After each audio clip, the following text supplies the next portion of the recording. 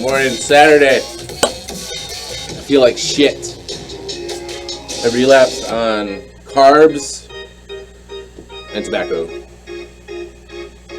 Really pisses me off. But I'd say carbs. Yesterday was my third day, and last night I just devoured, like a large pizza. It wasn't even good pizza. Like, I got the least good Pizza Hut. I just wanted the junk food in my face. So now I feel fat. I feel like shit. I didn't realize how lethargic in general carbs made me. So if anything, I'm going to take this as a win and redevote myself to some kind of low carb diet. I don't know if I'll go keto. I'm kind of thinking carnivorous, like meat only, but that's kind of expensive. I don't know, we'll see. The results I see in carnivorous are pretty good. People get, rather low body fat, surprisingly, by eating that. And the way I lift, I think it might be good for me in that way too, because I still lift heavy, even though I'm a little older. I like to do 3 sets of 4. It just tears, your muscles apart so that they grow, and maybe all that protein will help. I don't know. I'll talk to my friend. She's a doctor. I'll see what she has to say. Yeah, bought a pack of smokes. Smoked those. Haven't bought another pack in like 2 or 3 days. So it's good, but still, it's failure. I don't respond well to failure. Typically, I beat myself up and tell myself I'm a giant piece of shit that doesn't deserve good things or something. And I think this time it's just, it was a mistake. Like, you're trying to quit carbs, complete new diet, and nicotine, the most addictive substance that we know of, at least top 5 probably. So it's pretty normal to fall down on that, So that's a good positive spin on things. I call it a reframe. My friend in North Carolina taught me that, how to reframe things in a positive light. You got to acknowledge the negative, but you can reframe it to where it becomes an asset to your journey forward, not something that holds you back, right? Like, I can be full of shame and doubt and question my value, or I can reframe it and say, these negative events that cause suffering can push me forward towards healthier goals, right? Like, you get the choice to do either one. What else?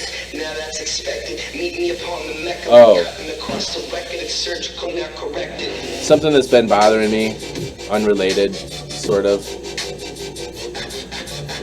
So I do a lot of work with the Hindu goddess Kali. She's complicated. All the Hindu gods are complicated. That's what I like about them. But there's all this garbage online saying things like, hey, be careful with Kali, it's really powerful energy, like it's gonna uproot your life and all this stuff, scaring people away from that energy. And I'm just gonna say right now that that's total bullshit. If that's the life you're living as a result of Kali, then I'm gonna say you're doing it wrong. That's not how Kali is at all. Jesus was right in saying that the truth is the most powerful thing in the world, and so is love. Those things are the same once you get on the mystical perspective, but nonetheless, love is the most powerful thing in the world. That's what Kali does. She's like the ideal mother of removing things in your perception that are messed up, that are causing you pain and suffering. She just removes them. That's it. Like I just kind of talked about, there was a time where if I made a mistake, it reflected my self-value. Like, I'm a piece of shit, and then I start going down. Well, today, what's different is I don't see things that way. Like, I might for a second, but then I become aware, and I'm like, no, that's not true. That's a delusion, right? Like, shame is a delusion. And so I can see things in a different light, like a positive light. And it was gentle the way she did it. Like, I didn't even know she did it. Like, it's probably a year ago I made a mistake about something. I don't know, maybe it's buying crypto mining equipment. I can't remember. But all of a sudden I realized I wasn't seeing myself that way anymore. Like, it clicked on me. Like, she was so gentle and subtle about it. like she helped me without me knowing I was being helped. And that's one of the things I really like about her energy, and just the Hindus in general tend to be that way, like the Hindu mythology. So I don't know. I just want to tell people like that, like, stop saying shit about things you don't understand because you're pushing people away. Like, seriously, if you're afraid of Kali, like, you don't have to be at all. Just like Jesus, you don't have to be afraid of him either. You know, maybe the people that represent him are assholes, but not the dude himself. So I just had to get that out of the way. It's Saturday. Like I said, I'm tired. Too many carbs. I made my bed this morning. That's good. We're putting this piece of shit aside. I think that's actually going to be the name of it, piece of shit. I was down talking with my landlord. I was paying my rent. I was late on rent, which is funny because I calculated how much I make an hour this week, and it's like 120 bucks an hour. But I don't have the clientele quite yet. Like, I just picked up another company, and that's probably going to double what I have today, and if that happens, I don't have to worry about anything anymore. But so the pipeline's built, you know, you just got to fill the pipeline so the cash flows through easily. Anyway, they got this huge spot as soon as you walk in, like all the way back at the tattoo parlor. They have this big wall. It's a black wall, and it's just blank, like there's nothing there. And I was like, dude, you guys need an art piece right there, you know, like that'd be really nice if someone came in and they saw that art piece and it caught their attention and they're like, holy shit. And so I just planted that seed and I took off. And I don't know, I saw him, he was smoking in front of my door. They always go to my door and smoke so they're not seen by the public, which is annoying. But I saw him and he's like, hey, do you want to do a piece right there? You know, like a commissioned custom piece. I'm like, hell yeah, I do. It's like, I'll trade you, you know, ink for art, you know? Like, you finished up some ink I got in my back. We'll go from there. And that's it. So we went in, we measured everything up. We found out how long and wide we want it. And I'm trying to get into his head and, like, get his personality. He's me. He's a lot like me, very, I don't know, high contrast. Prime colors, like strong prime colors, black, white, red, yellow. So I gotta figure out what best composition will fit his personality. He definitely likes my barbed wire. He really likes that. So we'll try to throw that in there. And then I guess we'll just go with that. He listens to Biggie Smalls, which is weird, he's 10 years younger than me, but, I mean, it is Biggie. Who doesn't listen to Biggie, right? That was kind of cool. So we're going to put this aside. We're going to bring out a piece that I've been messing with. I really don't like it, but it has good texture on the base, and I think we can build that texture up into something that he'll enjoy. And, you know, of course, I'll present it to him to see if he likes it, and we'll go from there. But we're going to be a little different today. We're going to be using a lot more power tools, and I think we'll see. Hang in there.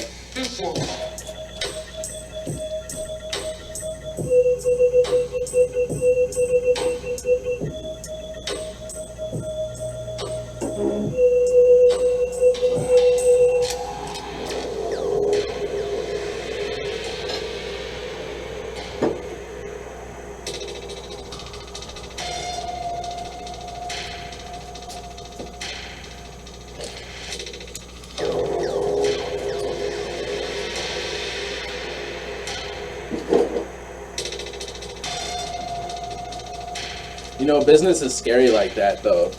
If you try to, like, I've built maybe 4 or 5 businesses from nothing. Like, I didn't have anything behind me to do it. Like, I just did it, you know?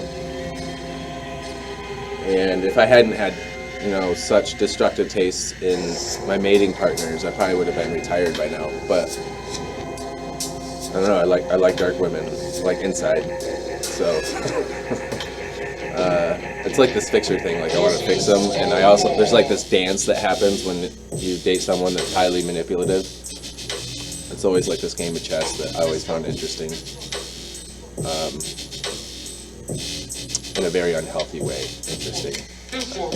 Now, today, I will study someone that I might be interested in for quite a while and see if I can start picking up some of that bullshit, you know, because I have a radar for it, and instead of ignoring that radar, I listen to it. And if I start seeing signs of high integrity, you know, thought, action, deed are misaligned, then, you know, they're not coming in the circle, you know.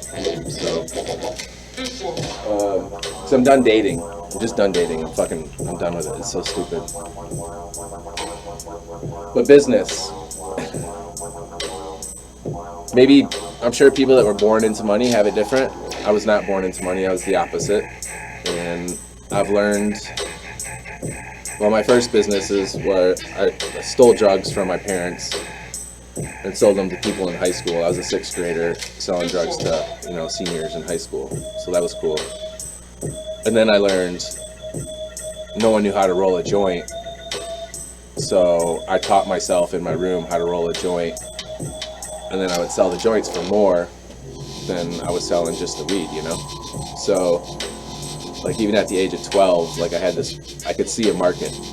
I could see the market, and I could see where the holes are and the opportunities were. And, you know, I would capitalize on those. But, so, not everyone has that. But I did for some reason. I don't know where it came from. I think I was just born with it.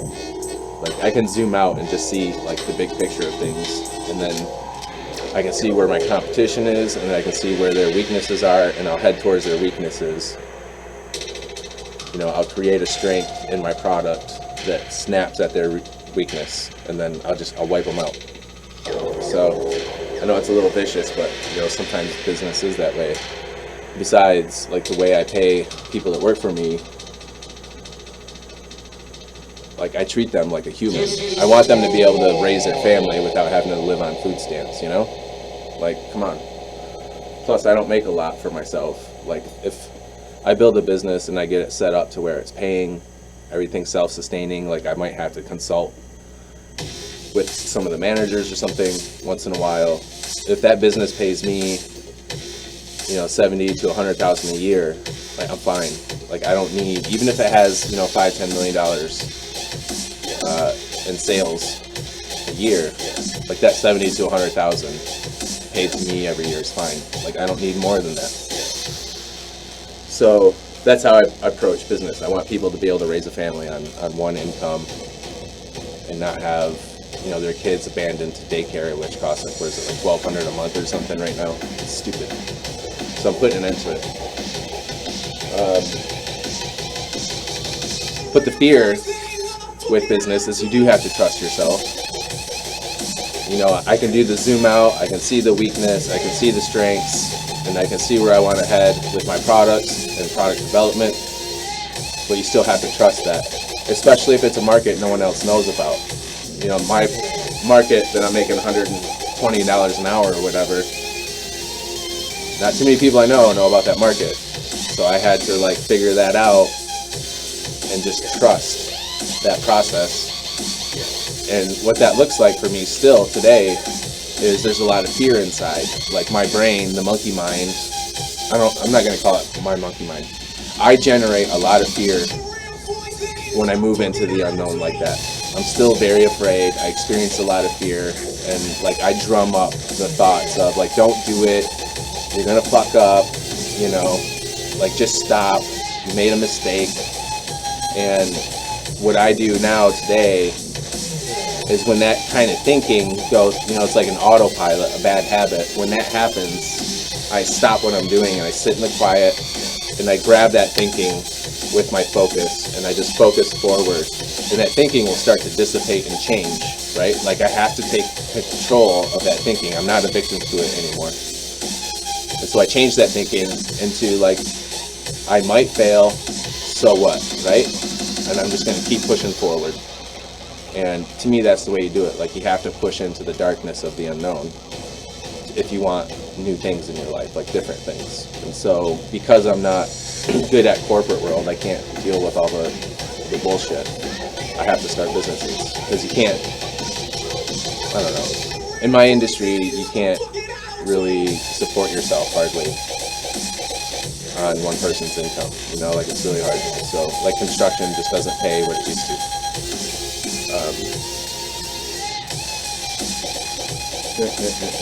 Yeah, so always push forward into the fear, walk into the fear, like drive into it. It gets better as you move forward, but you just got to move past the doubt and the sabotage that you've built over the years. Like that's your responsibility. You created those things in your head, but now it's time to uncreate them and replace them with something better, right? So it starts with the radical accountability. Like this stuff in my head is mine. I created this. Let's recreate it.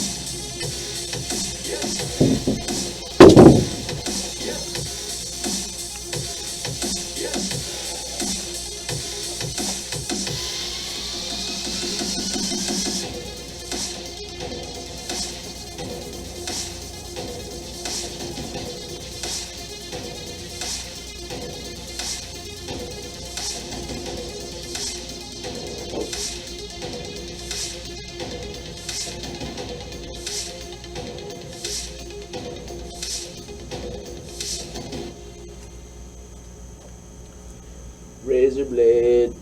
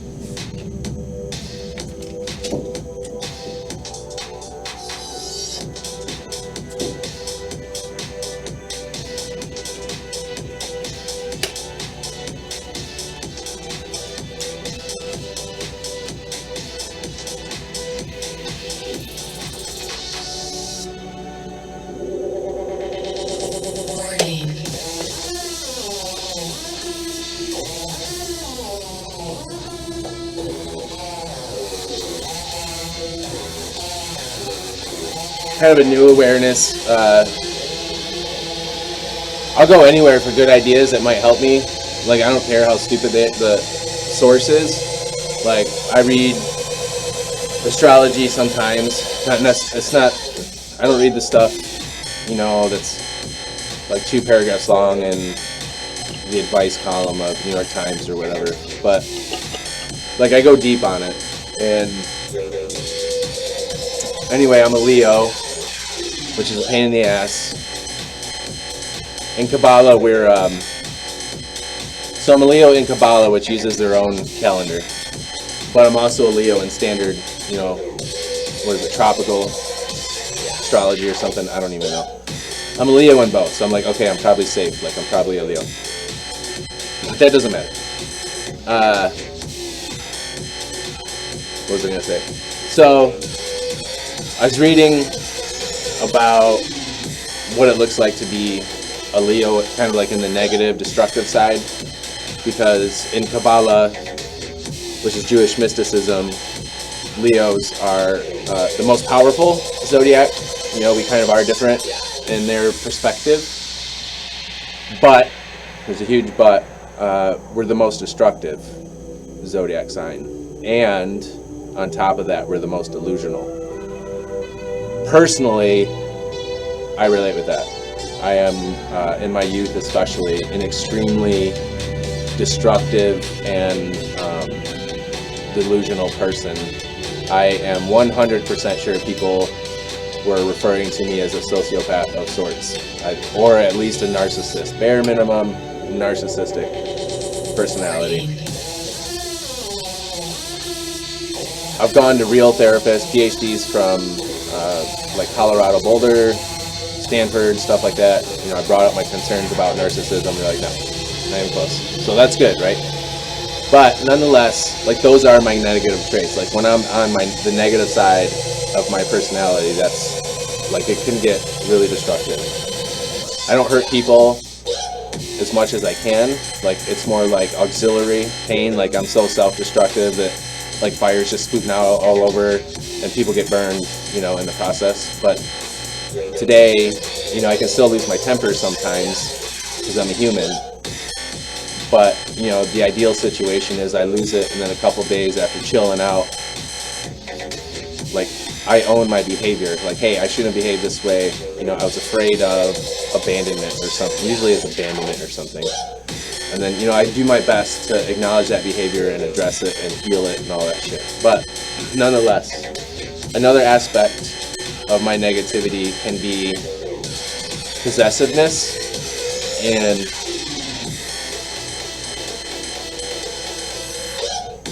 I didn't think that was true because I'm sneaky.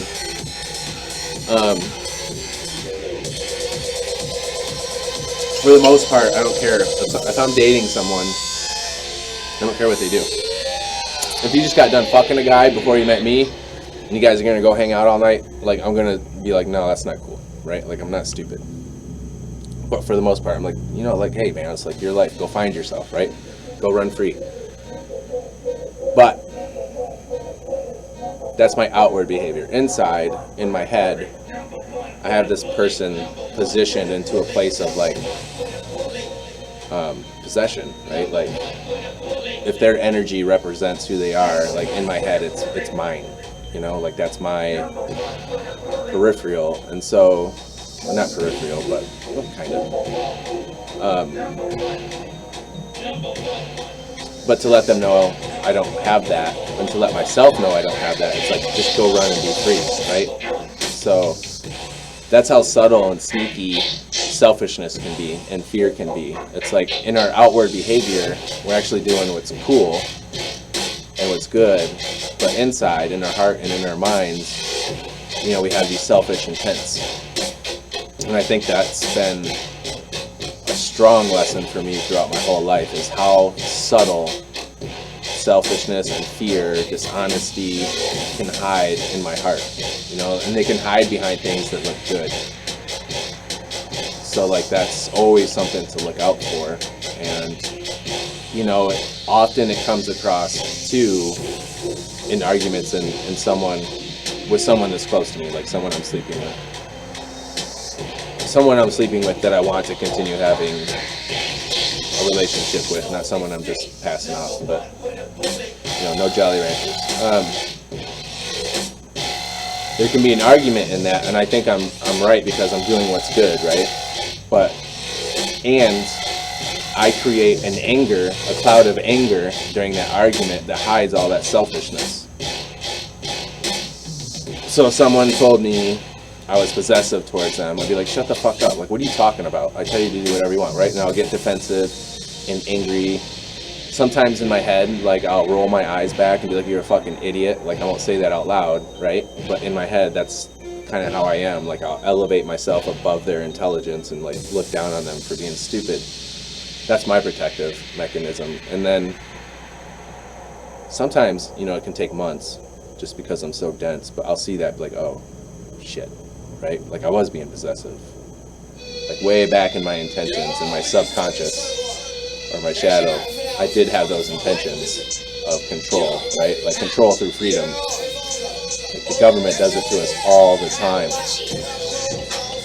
Like the elections, right? We won't get into too much of that, but just study the idea of control through freedom. It's a real thing. Control through comfort, that's a real thing. You know, it's the great way to control and manipulate people, is to keep them comfortable while you're doing it. And then they actually look forward to you doing it. Yeah, it's fucked up.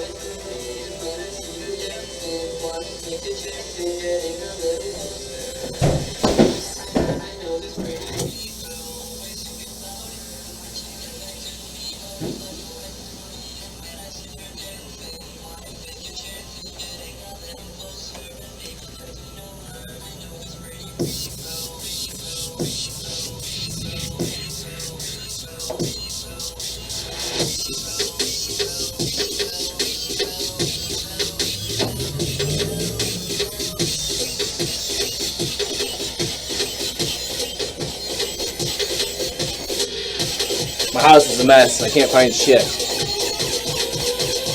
I want to get angry at someone else, but I'm the only one in here. What the, that's how my brain works. The other part, though, is just saying go run free. Fear of abandonment, right? Or fear of upsetting them, fear of confrontation. No, I don't want you to do that. What if they get upset and bail out, right? What if it turns into an argument and then I lose my temper or something and then they really bail out?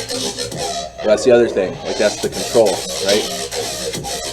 So, we can control other people's feelings by avoiding conflict. Obviously, that's something I learned growing up. Or maybe it was taught, I don't know. I agreed to the method at a minimum.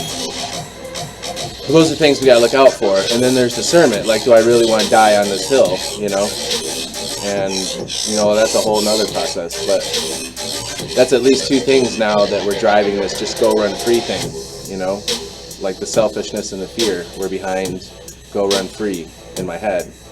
But there's like two branches of it already pushing that behavior out.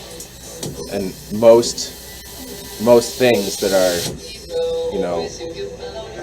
unproductive, misaligned with integrity, whatever, like there's a bunch of things driving that. And it's a pain in the ass to find them, especially if you can't find like a community to help with some of that, Like it really does take a community sometimes. And, like Schnizni, like she won't call me out on anything, but she'll say things that are happening in her life, and it clicks this bell off in my head, and I'm like, oh shit, yeah, like I was doing that, fuck, right? And so that helps me grow. Like she's not looking at me and trying to fix me, she's sharing herself, her truth, and by doing that, it adds to my truth in my life, So like that's something, as far as keeping people in my circle, those are things I look out for, because like spiritual growth is really important to me. Like I might be really destructive and all that kind of stuff on the negative side, but even when like I was in far negative, destructive, like going to the hospital and stuff like that, I always had a drive to get out of that. No matter what, I wanted out, and I was gonna die or find it. Like, that was my attitude, and that still is my attitude. You know, and today I can go to that destructive side and come out. Like, it's not a big deal. Like, there's some value in that destructive side. Like, there's a reason Shiva's called the god of destruction or death, right? He destroys things that aren't useful, and sometimes you got to go to that dark side to get at those things. Like, I just did it a couple years ago. It was a pain in the butt, but like, I got relief. Well, I recovered from 12-step community.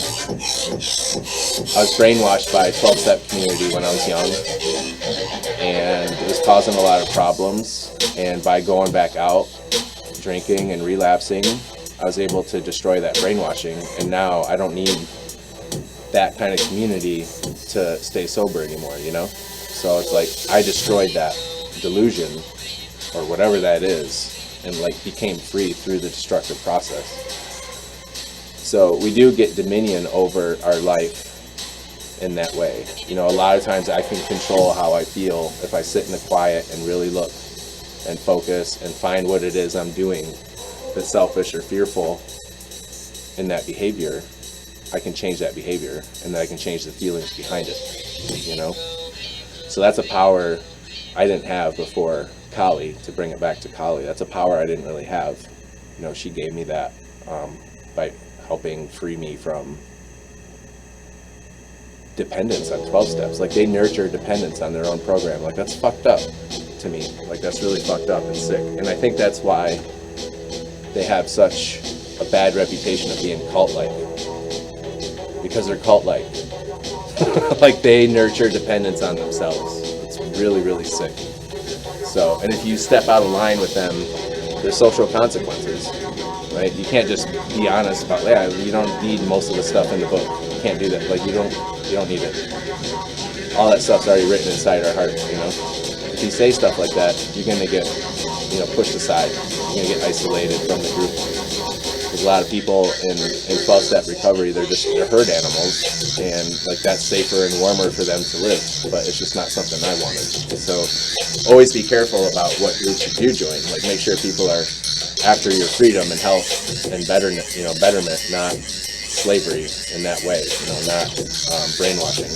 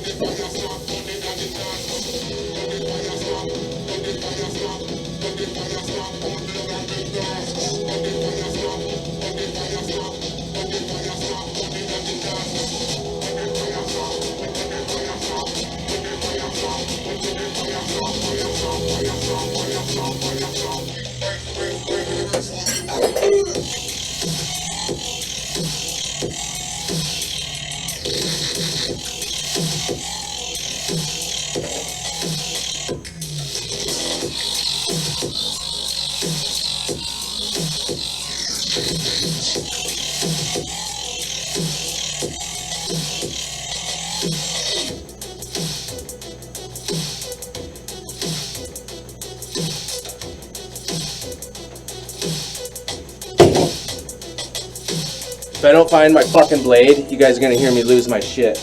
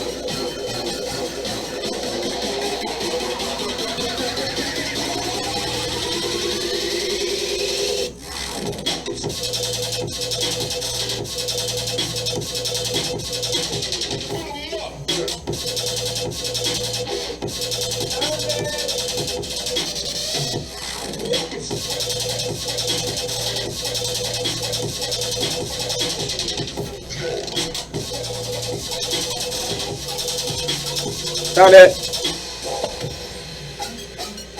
It's under the radiator. I have radiator heat. You can see it over here a little bit.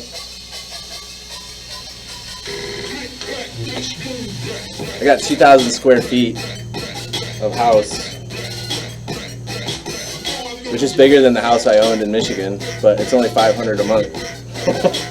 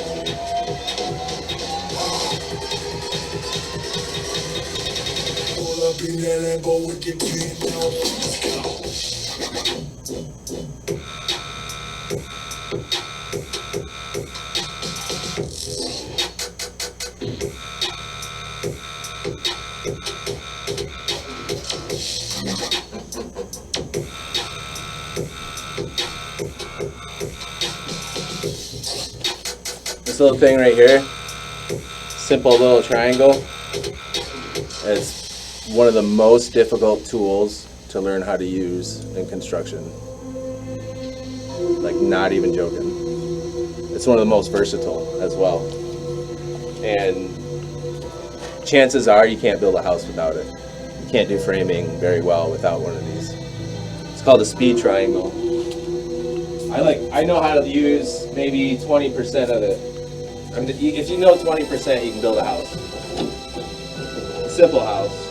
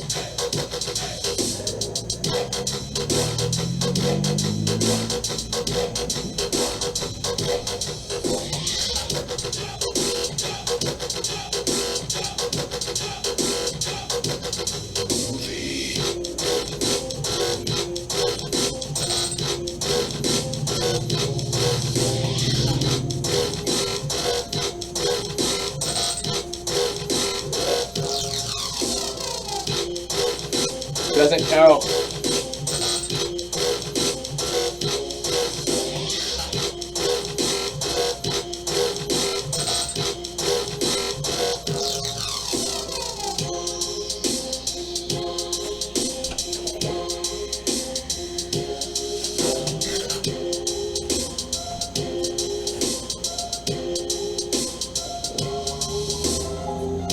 Nice out.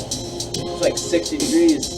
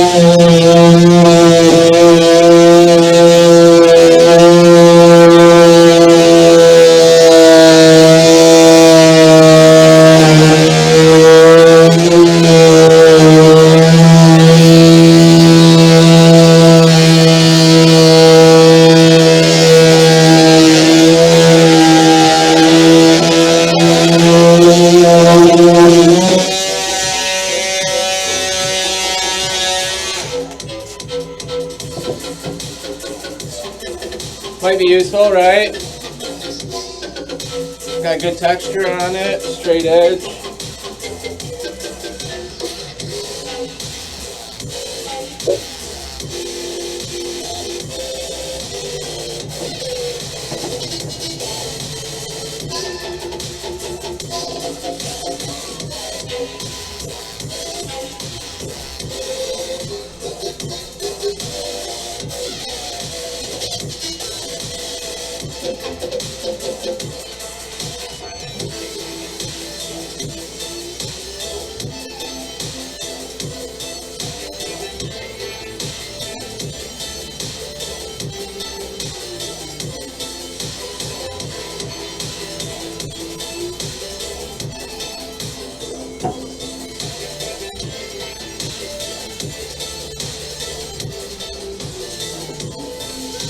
I just had a good idea. It's going to be a pain in the ass though, because artists are a pain in the ass to work with.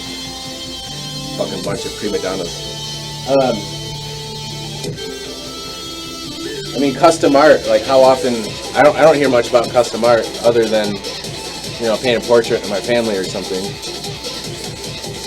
But like the situation that just happened with me and my neighbors, I could see that being a thing across the whole country. And they could come to me and be like, hey, come check out my place. I want a piece right here. You know, these are the things I want it to kind of communicate. And then I could come back and have, you know, a dozen artists or something work together to build that piece and sell it, you know, for 20 grand or something like that, and make sure the artists are being paid properly as well. I can see that happening. That'd be really fun. Have like a huge commercial building with high ceilings and welders and grinders and like just woodworking, metalworking, paint, everything all in one place, where all we do is make art and sculpture and have fun.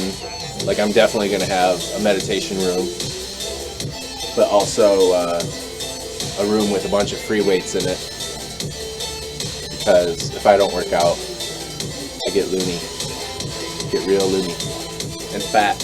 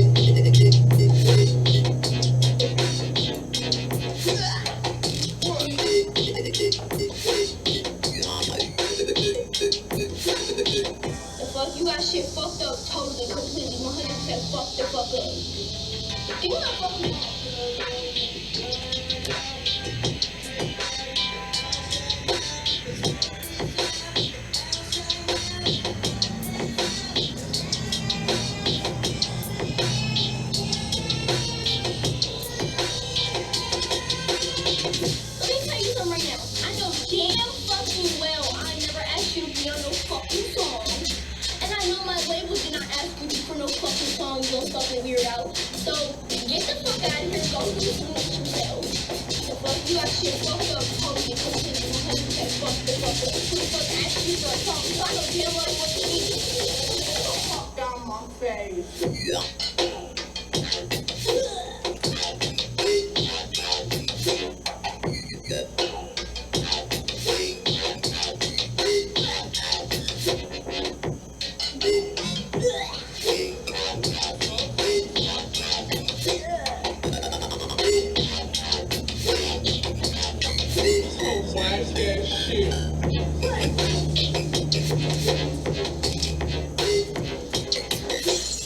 I haven't been a friend with a woman that I've slept with since I was 18.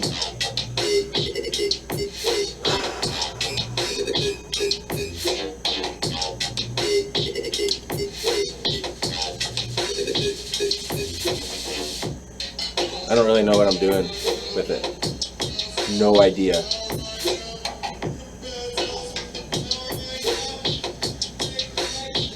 That's something I could use some more information on, actually. I mean, if you put a couple comments down below the video about how to do that. And I can't find too many people that have told me good information either. The best I've been able to do so far is not push sexual agenda. Let that go. And then also, I am extremely self-reliant, especially when it comes to like feelings. I don't need people to help me feel better. I don't need someone to support me if something bad happens. I don't need their presence, you know, to like move forward and live in a state of contentment. I don't need any of that. Obviously, you know, I developed that way because it wasn't available for most of my life, you know, most of my developmental years. And so you have to learn how to provide for yourself in those ways. In trauma, you know, so if trauma happens, or if what people call trauma happens, I know how to push through it and then reboot my emotions and feelings to make it an asset, to make that experience an asset and add to my strength and add to my self-reliance. It dawned on me the other day, most people, they're not like that.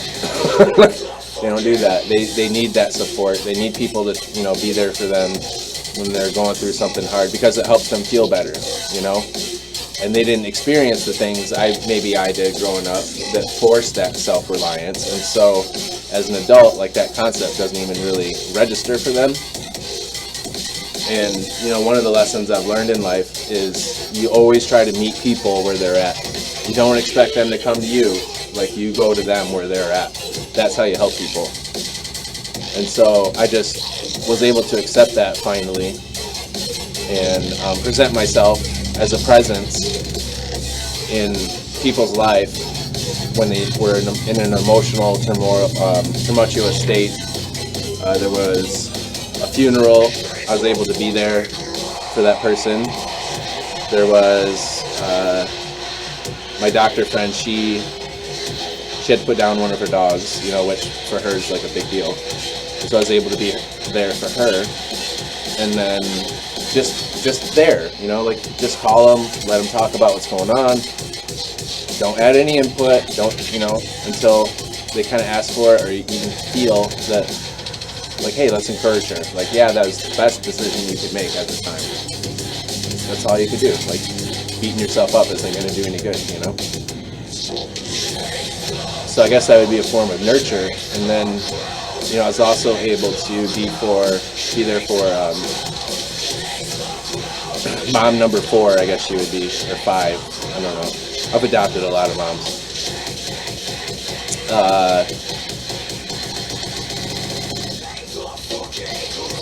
She was having a behavior and an emotional reaction that was being destructive. Like, it was stealing her serenity, it was causing problems with her ex-wife, and it was causing problems with their son, her son.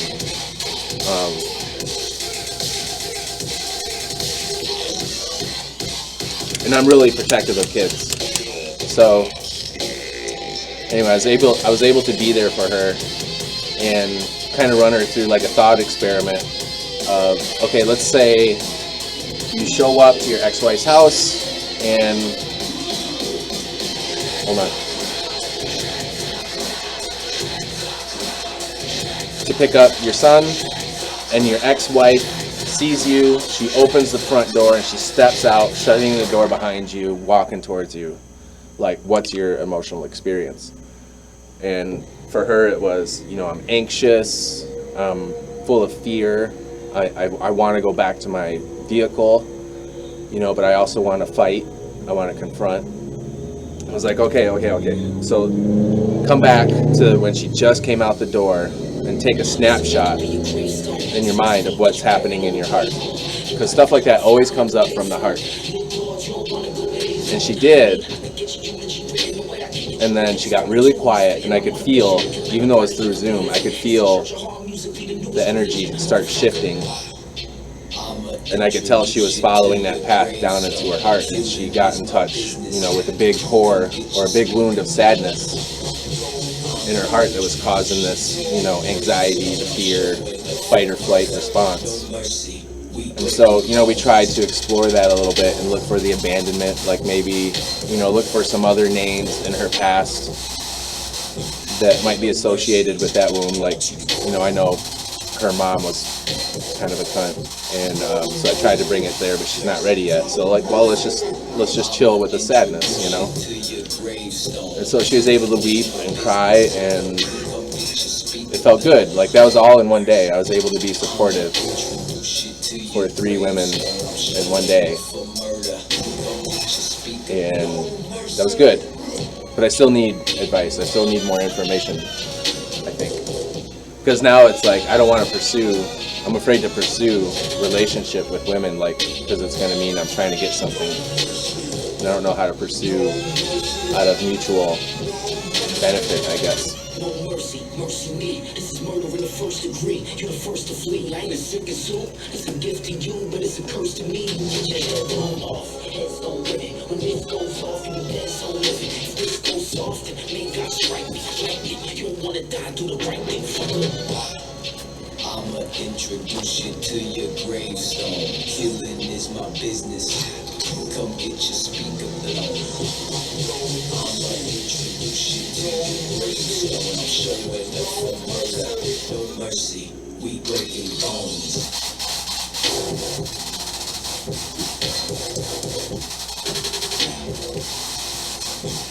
No mercy.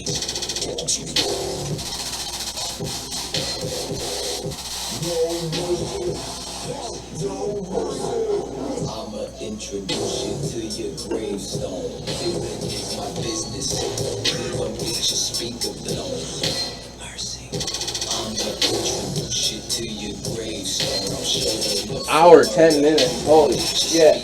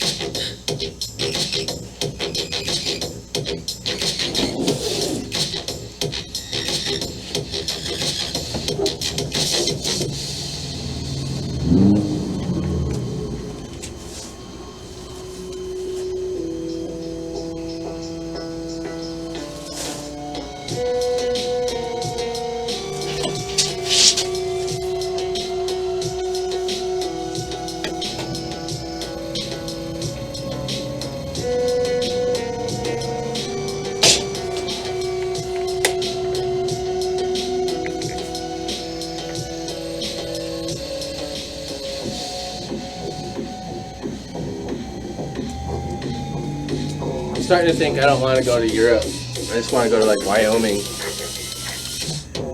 or something and find like a, I don't know, 3,000 or 4,000 acre ranch, like a stream, you know, good places to hike, get some horses, Dobermans, maybe some Rottweilers, just chill, like make art and chill. That wouldn't be a bad way to go, I don't think. I'd probably move my family out there if they needed it.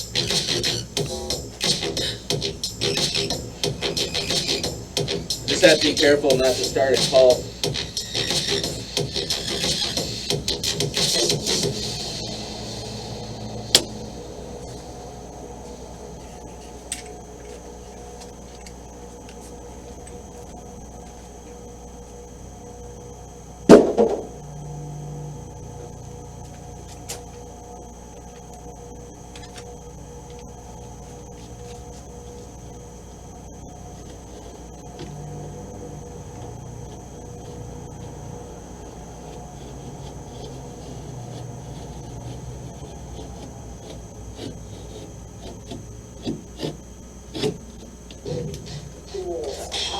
There's a small little town on the main highway in Wyoming I found. It's like 20,000 people or something like that.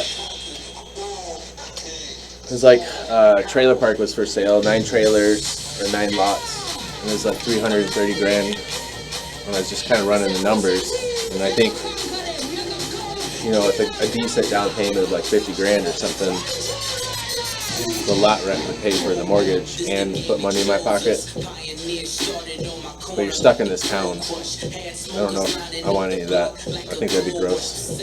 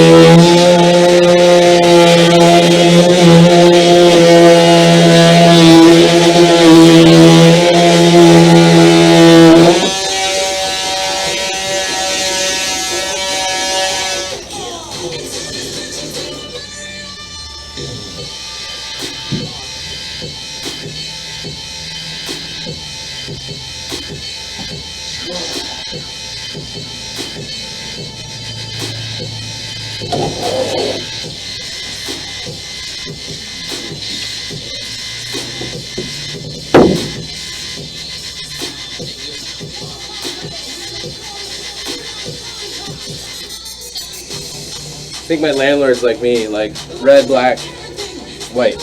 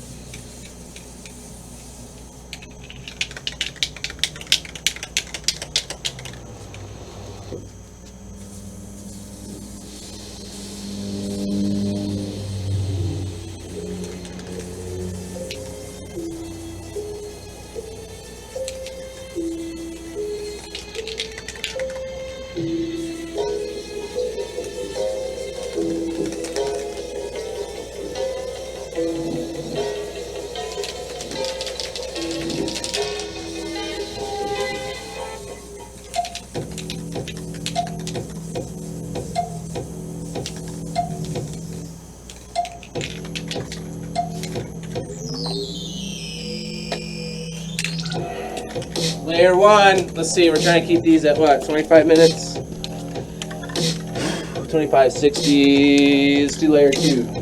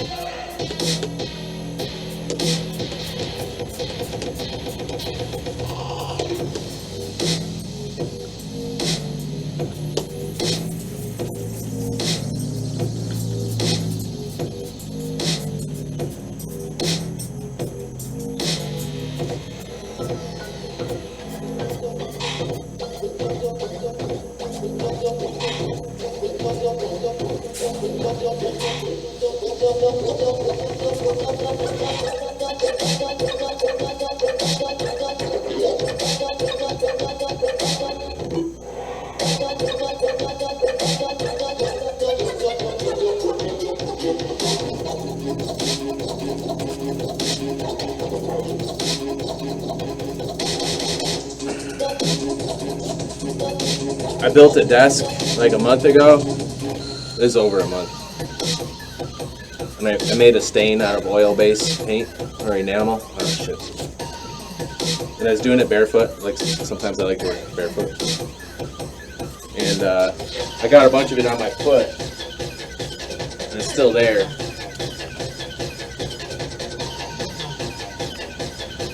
I mean, I wanted to see how long it's going to be there without using paint thinner or mineral spirits. So it's like 5 or 6 weeks. Oil-based products do not mess around. So, love.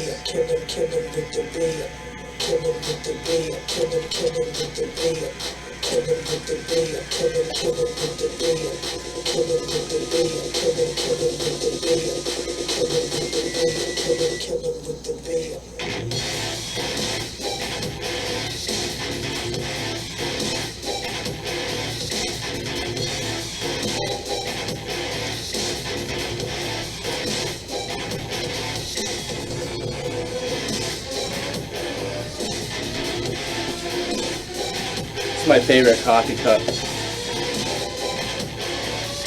says it's a little Tyrannosaurus Rex with those reacher things, you know, for his little arms. And it says I'm unstoppable. And I just love that.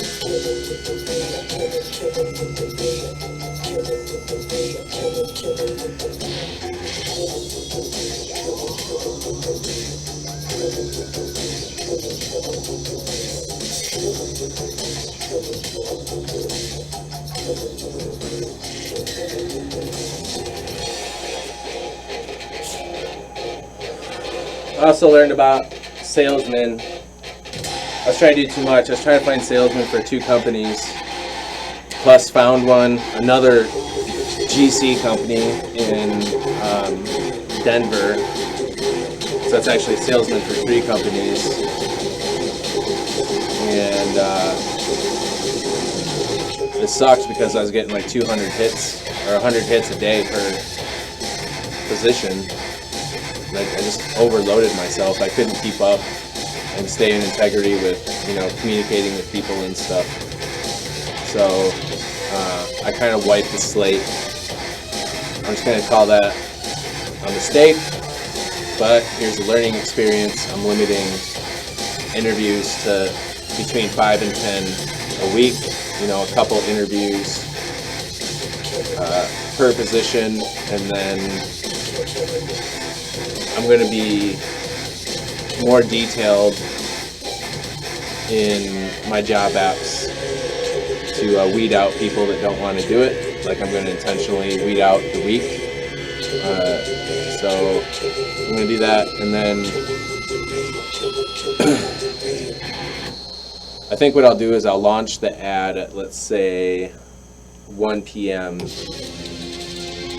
And then typically what's been happening is by 7, 8 p.m., you know, you have a pretty good chunk of people interested, like 25, 30, sometimes 50, because people get home from work and they look. So I think I'll just, at that point, I'll close the job offer and I'll go through those smaller pieces. And I'm just going to do one at a time, to one job at a time. I think I'm going to do, I should do Denver first, because they'll supply me cash with roofing sales. It'll supply me cash with by feeding max claims, and then so that's 2 sources of revenue from one salesman.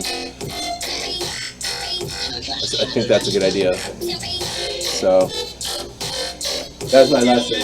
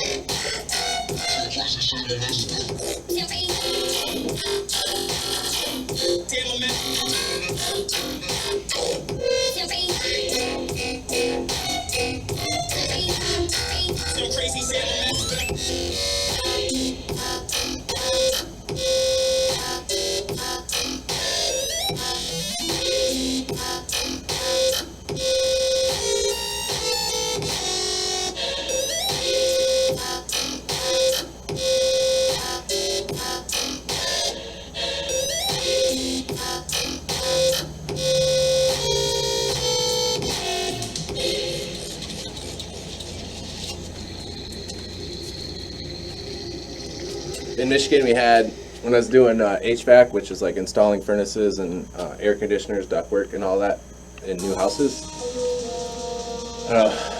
Me and my partner, we were a team for this company that was like the best around, you know, the absolute best, and they treated us all really well. Like, I was making more than my dad for a while, and that's how well they treated us. But we worked for it, right? Like, it was not a 40-hour job, it was a 55, 60-hour job. And I did that for 6 years. But there's this process in a new house where you have to do a rough-in. And a rough-in is where you install all the ductwork needed, like in the first floor and second floor, and you cut all the holes in the floor, like where your heat runs and returns are going to go. You run all your bath fans, your chimneys, all that kind of stuff. Anything that needs to be installed before drywall goes on is what a rough-in is. And then you run everything down into the basement, because in Michigan we have basements, and that's where all the utilities are. Like, that's where your water heater is, your furnace, your sump pump, which is like a pump that pumps water out of the basement, because Michigan is really low.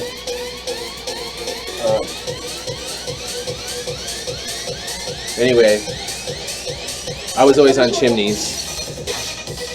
So to run a chimney, you start on the first floor, you cut a hole where you want it to go into the basement, and then you run this 5 to 6 inch round pipe up the first floor, and then up the second floor, and then into the attic, and then out the roof. And when you go out the roof, usually there's already shingles on the roof, and you have to like install the flashing so that it won't leak, right? Like, so you have to lift up layers of the roof, put the flashing up under there, nail it, caulk it, and, you know, paint it. Usually you paint it black, and then that's it. But going on the roof, that was like it was just like this thing we had, like when each of us had to go on the roof, it was time for a smoke. You know, that's when we would take our break. And sometimes, because it's roof, you know, like you get a good view of everything, and it's nice being up there. But sometimes you would have, it's like a chimney chase. I'm sure you've seen them on the outside of a house. It's like a rectangle that goes up, and there's like a metal pipe that comes out on the top. That's usually for a fireplace. And so I would run those as well. And that's usually like 3 stories high off the ground. And you have to put this big metal pan that we would, or cap, that we would custom measure and build, and put that on over the chimney so that everything on top was waterproof, and then solder it so it's, you know, it doesn't leak. And I would climb, so you have to climb up there to do that. And I would do that. I would climb up, and then I would take my cigarette break on top of that chimney. So I was, you know, at least 30 feet high usually. And I would just sit there and watch, you know, look at the forest and all that. No, that's what reminds me of this. Like, there's moments where I want to take a break and have some tobacco because it just reminds me of that period of my life.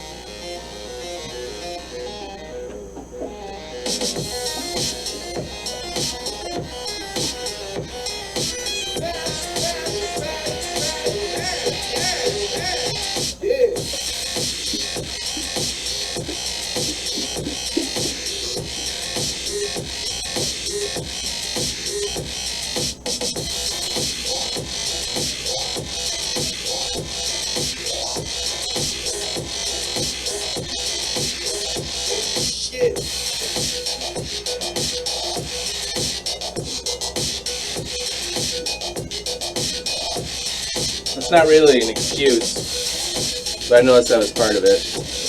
Because me and my partner, my team member, we were really close. We did some fucked up shit outside of work, you know? We should both be in jail for a really long time, let's put it that way.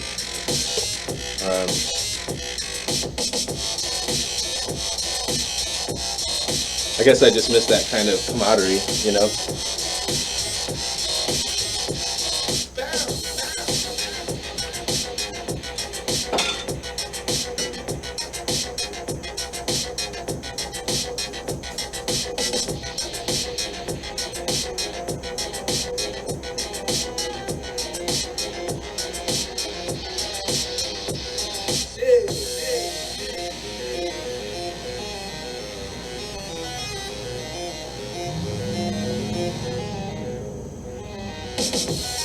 But I quit smoking for 2 years after, you know, during that period, so it's not really an excuse at all.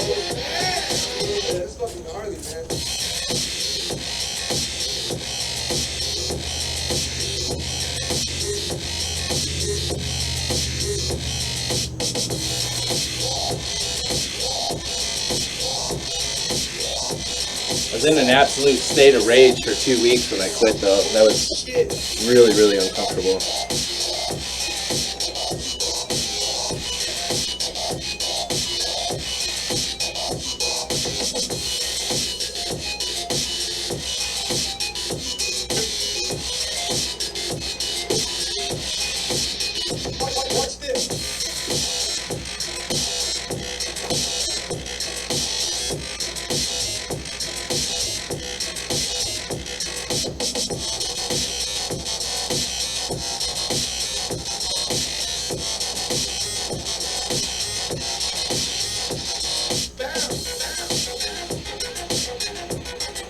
Tried doing these videos a couple years ago, just in general videos, and shit, that's disgusting.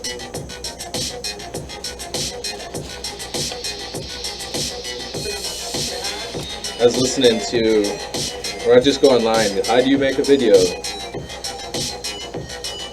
And everyone,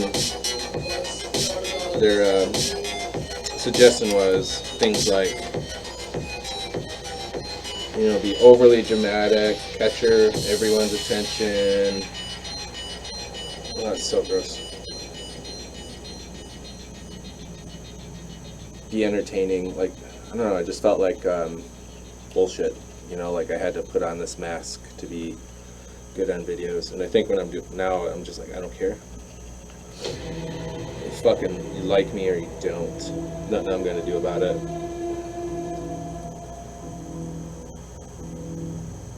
I think a lot of that attitude came from Kali, but also I did some social media campaigns and Google campaigns. I was getting a lot of hits.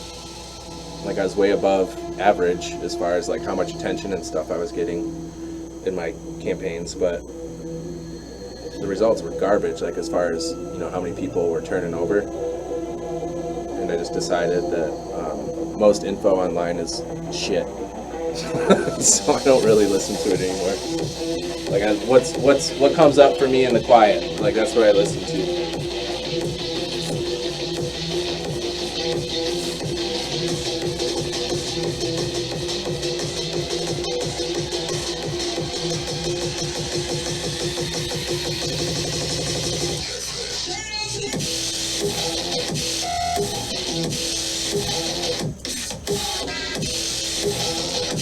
My girlfriend in high school, she was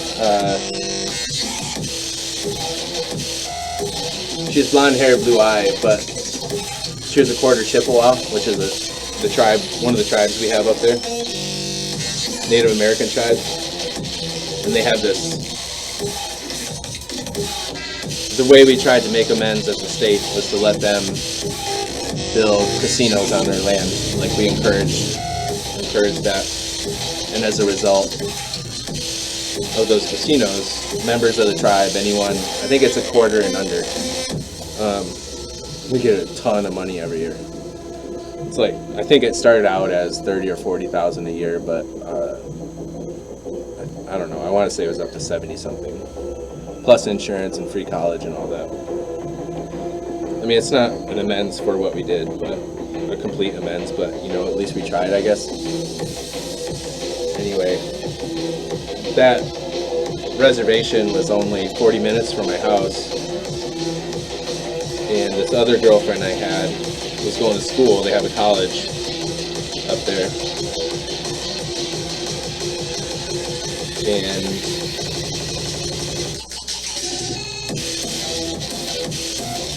I don't know, I went to an AA meeting. I was waiting for my girlfriend or something, and I went to an 80. Oh, and she was also blonde hair, blue eyes, weird, right? And I went to a meeting at a clubhouse, and I was in my big book phase. AA's got this book they call the Big Book. It's like the program in print. So when it was my time to share, you know, I did my little Big Book dance where I quoted stuff from the Big Book. We agnostics and just, I don't know, I had this little spiel I would do. And everyone in the meeting got really excited about what I said until it went to this Native American, like pure Native American, 100%. The fucker looked me right in the eye. He's like, I don't need that book. There's nothing in that book that's going to help me. Everything I need's right here. And like, it really pissed me off. And then people after the meeting were just kind of like, yeah, fuck that guy. He's just kind of grumpy. You know, like that's how he is. But years later, I mean, that statement always stuck with me, but years and years later, it sunk in what he was talking about. And he was right. There's nothing in their book that doesn't already come from our heart naturally if we sit in the quiet. So I'm really grateful today for what he did, because he set me free. He was part of what set me free from the brainwashing of 12-step communities, you know? So I'm really, really grateful for that. And yeah, he's a good man.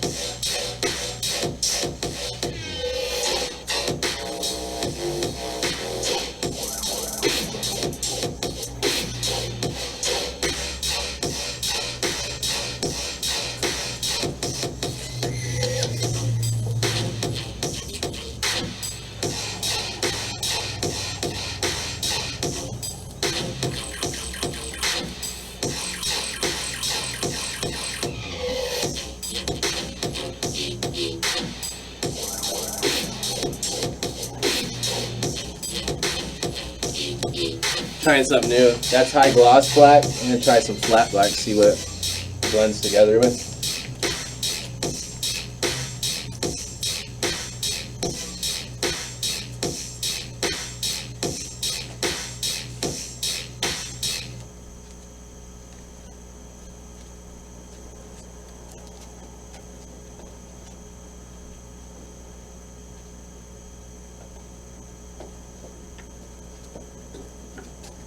Right here.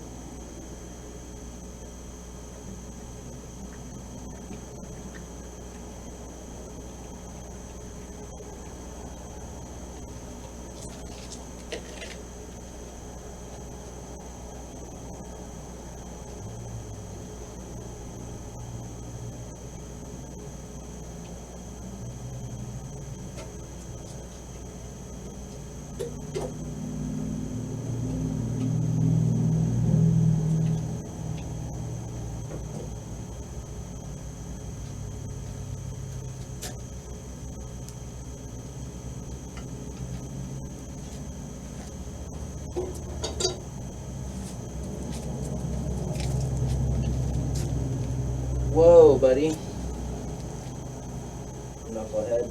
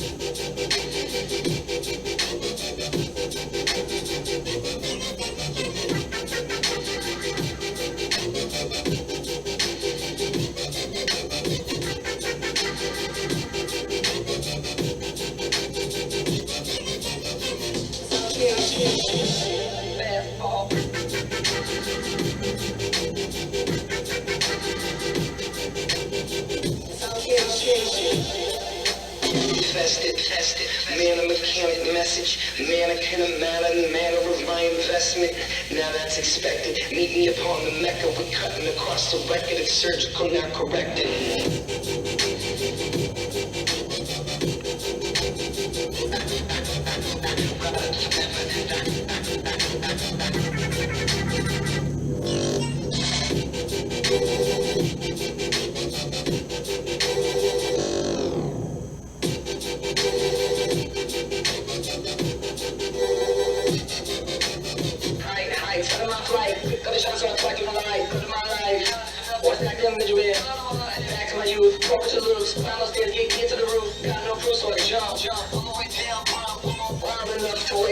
Strong enough to block its rays, long enough to never sleep, never sleep, long enough to never sleep, never sleep, never sleep, never sleep, never sleep.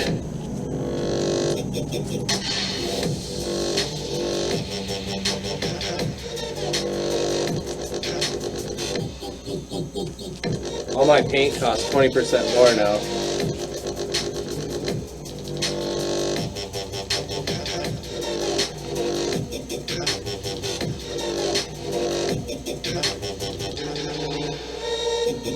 So I hit him with a little bit of venom. I'm gonna say more, get more coming in for the killer till we can get you to look. Back shut around your black look and leaving the map looking for your whack crook. Loud enough to wake the sun, strong enough to block its rays. Loud enough to wake the sun, strong enough to block its rays. Something so special about this bass in this treble rider forever and not a contender. It's that champion sound black, quick with a get down. Champion sound black, quick with a flip frown.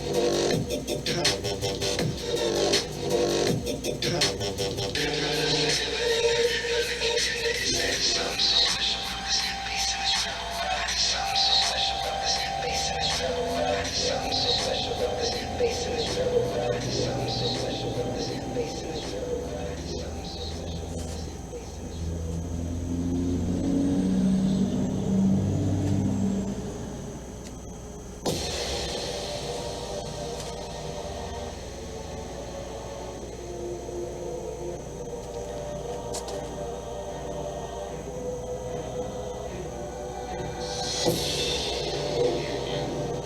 the soul black enough to free me. Shamanism has brought you here.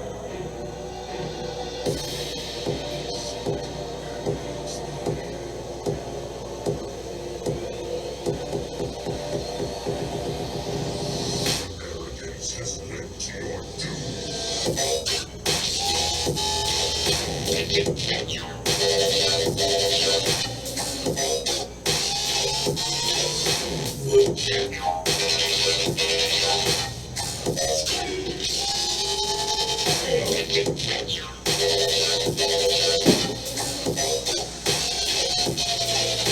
Not even death can save you.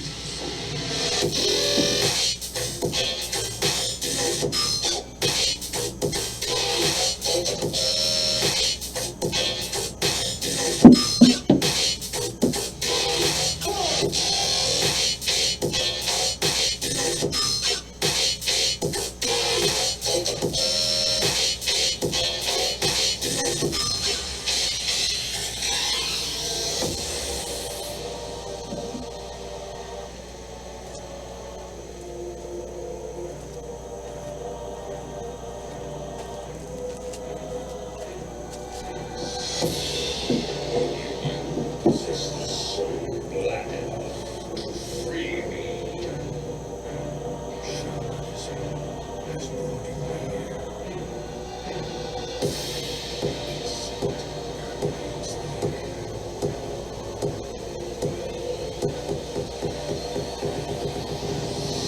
Nothing can save you.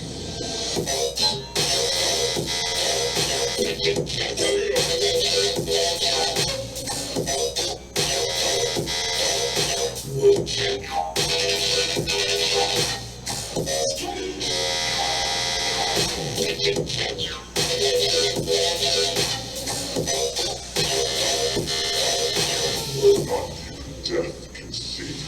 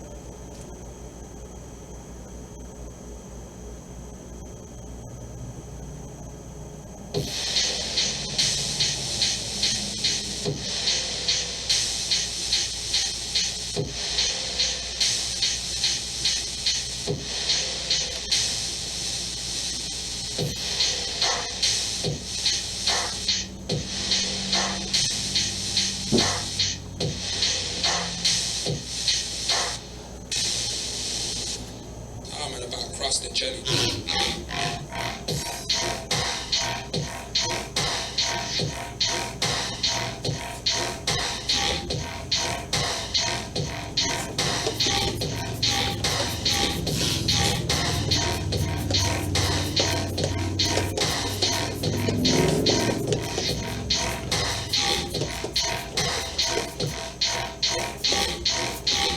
Comment about crust and jelly.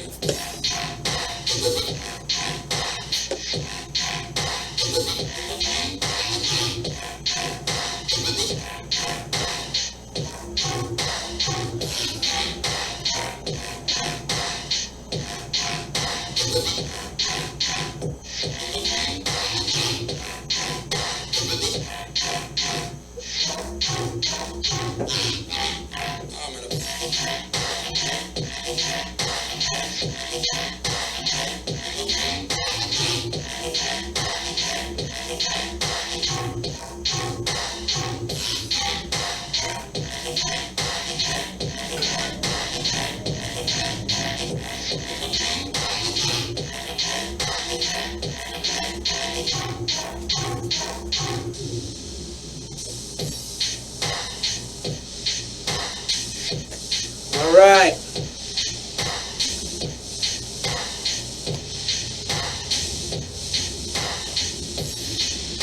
I'm trying a new thing where, for this commission stuff, I'm not good at drawing what I see anymore. I don't know. I think it's too much drugs. But, like, with the one in the back, there was a person I was thinking about, Snezny, Snezny Dragon, which is snowy dragon in Russian. I know I pronounced it wrong, it's fine.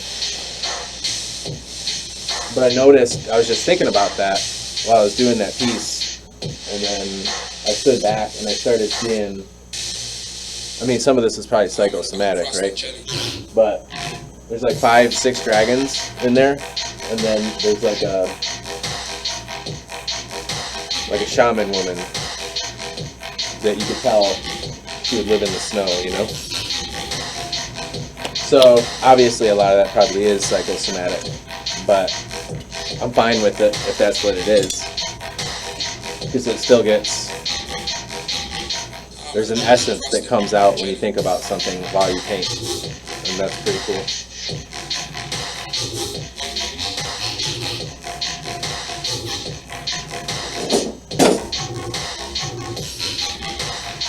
Alright, I'm gonna go edit these videos.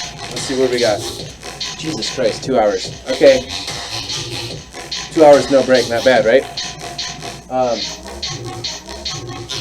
We'll let that dry, edit these videos, and brush my teeth because I forgot to do that this morning. And that feels really good. Peace out.